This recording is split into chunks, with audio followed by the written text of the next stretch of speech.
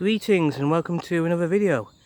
It's Sunday, 4th of April 2021 and welcome back to this signpost here. Now we're on the Severn Valley Way. The path in that direction takes you back to the Woodbridge Inn and where I did my previous video today.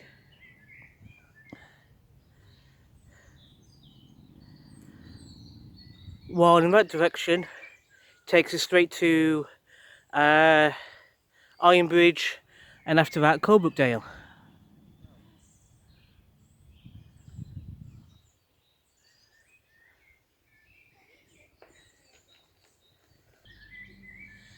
Now those of you who were subscribed to and followed my channel about this time last year will remember that on a day like today last year, albeit it was during the first lockdown, I cycled along the Silken Way to Coalport, where we were in my at least to where we were in my previous video, and I made a series of videos travelling along this path all the way to Ironbridge and around Ironbridge, and I really enjoyed making those videos. They were really fun to do. I really want to make more like that again. But along the way, you might remember I saw this signpost and made a video about it. And as you can see, it's a bit broken.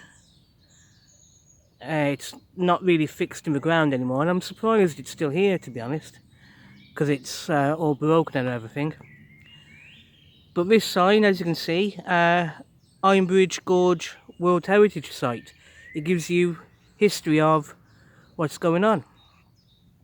For example, Coalport China Works. The intriguing brick structure which you can see across the valley is a bottle kiln. It was once at the heart of a thriving china works which began life in the late 18th century in Coalport. In such kilns, the delicate porcelain pieces were carefully stacked in saggers, which were tough fire clay containers designed to protect the wares from direct heat and smoke of the kiln. Making the saggers was a specialist job in its own right, and the clay base was usually beaten into shape by an assistant called a sagger maker's bottom knocker.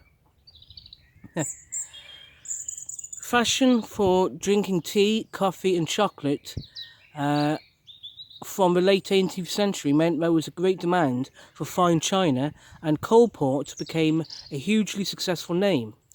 For more than a century it supplied local and national needs, as well as exporting its products all over the world. Today the restored workshops, kilns and warehouses have been turned into the Coalport China Museum, where the story of those historic events and the people who made them is vividly conveyed. Moore's Tile Works. On this side of the river, a short distance from where you are standing, another industry using clay was established in the late 19th century. Moore's Tile Enterprise moved from nearby Bethnal in 1883 to set up a purpose-built factory in Jackfield, which subsequently became the largest in the world. The factory took advantage of new manufacturing processes, as well as the transport opportunities offered by the recently opened Severn Valley Railway, the former line of which you are standing on. The tiles they made had designs of different coloured clays burnt into them, known as encaustic tiles, and they became highly fashionable in Victorian times, finding their way into churches, schools and many other buildings at home and abroad.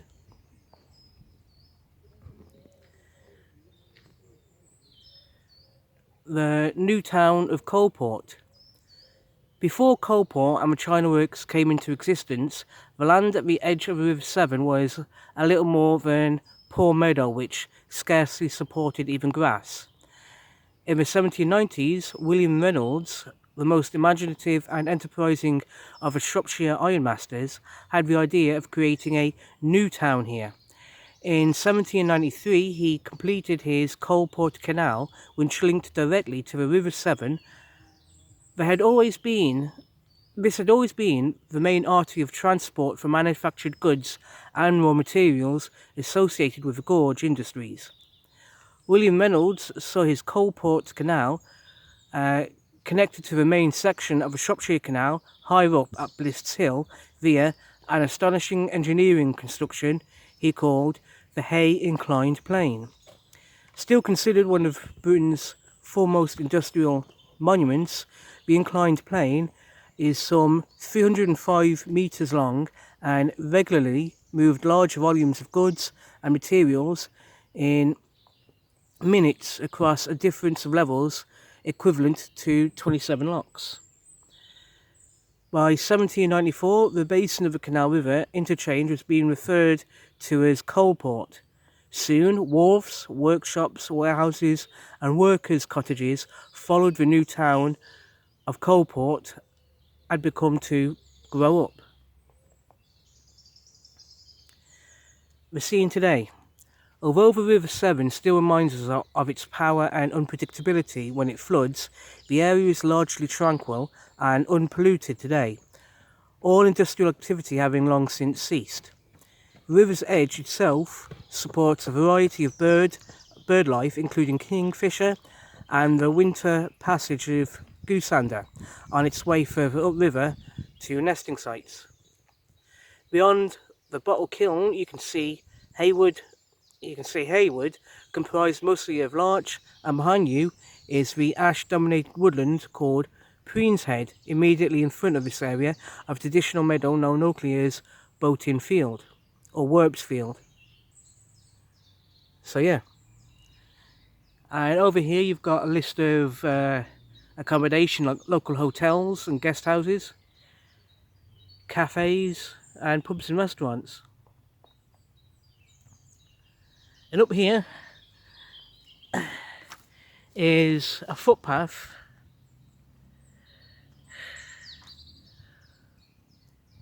Severn Countryside Trust. Welcome to Preen's Head. 01952 433 880.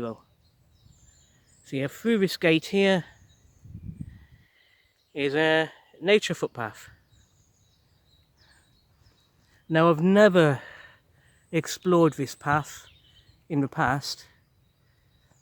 I might do so in the future, but not today.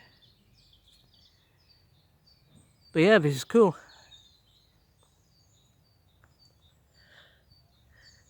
Well, on that note, I'm gonna end this video here. Like I said, that way takes me back to the Woodbridge Inn and the Coalport Bridge, which was where we were in my previous video today, so we're not going back that way. Instead, I'm getting back on my bicycle and travelling that way toward Jackfield, and after that to Ironbridge.